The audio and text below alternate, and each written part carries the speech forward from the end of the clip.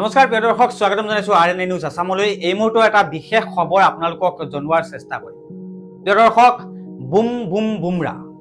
বুমৰা বুলি ক'লে এটা নাম বৰ্তমান সময়ছোৱাত হয়তো প্ৰত্যেকগৰাকী ক্ৰিকেট অনুৰাগীৰ বাবে এটা আবেগৰ নাম হৈছে জাসপ্ৰীত বুমৰা।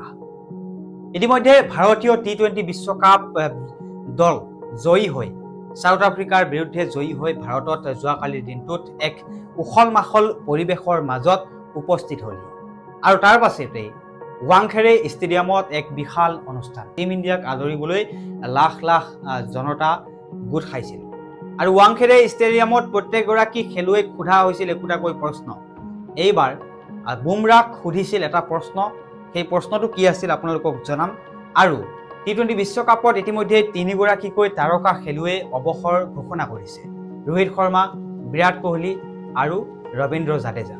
এই তিনিগৰাকী মহাতাৰকা ইতিমধ্যে টি20 বিশ্বকাপৰ পৰা অৱসৰ গ্ৰহণ কৰিছে আৰু যোৱাকালিৰ দিনটোত ৱাংখেৰে ষ্টেডিয়ামত জাসপ্ৰীত বুমৰা, যিগৰাকী জাসপ্ৰীত বুমৰা বিৰোধী যি পাৰ্টি, সেই পাৰ্টি যেতিয়া জাসপ্ৰীত বুমৰাই বল কৰে থৰ থৰকৈ কঁপিবলৈ আৰম্ভ কৰে।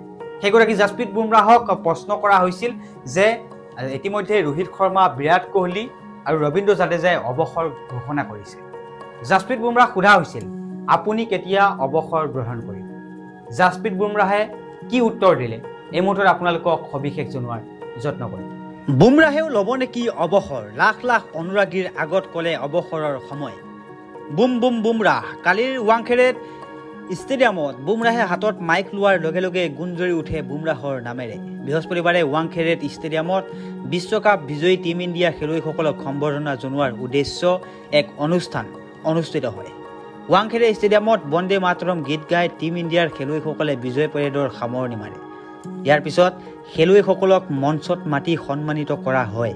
এই সময়ছোৱাত 2024 চনৰ টি20 বিশ্বকাপৰ টুৰ্ণামেণ্টৰ শ্ৰেষ্ঠ খেলুৱৈ হিচাপে পৰিগণিত হোৱা জাসপ্ৰীত বুমৰাহক অৱসৰৰ বিষয়ে সোধাত বুমৰাহে উত্তৰ দিয়ে যে টি20 আন্তঃৰাষ্ট্ৰীয় ক্ৰিকেটৰ পৰা কেতিয়া অৱসৰ ল'ব।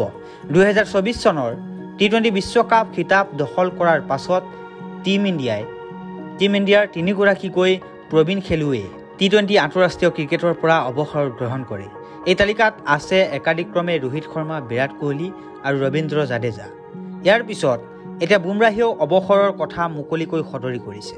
বুমৰাহে কয় যে এতিয়ালৈকে তেওঁৰ টি20 ক্ৰিকেটৰ পৰা অৱসৰ লোৱাৰ কোনো উদ্দেশ্য নাই বা তেনেধৰণৰ কোনো চিন্তাও কৰা নাই, এয়া তেওঁৰ আৰম্ভণিহে, এতিয়া আৰু বহুদূৰ আগবাঢ়িব বাকী আছে, এনেদৰেই ক'লে জাসপ্ৰীত বুমৰাহে।